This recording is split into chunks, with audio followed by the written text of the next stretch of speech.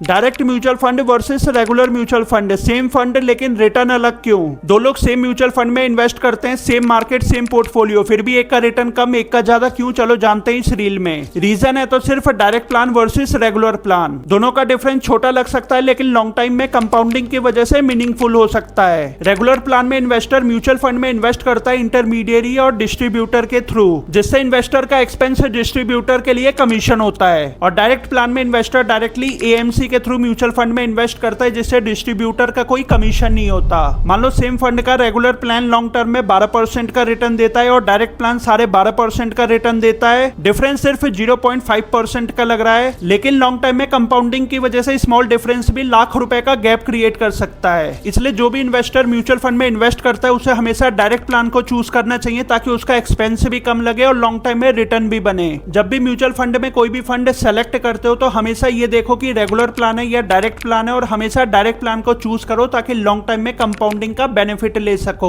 मैं खुद mutual fund में सालों से इन्वेस्ट करते आ रहा हूँ डायरेक्ट प्लान के थ्रू। म्यूचुअल फंड को डिटेल में समझना चाहते हो आसान लैंग्वेज में तो फॉलो कर लो।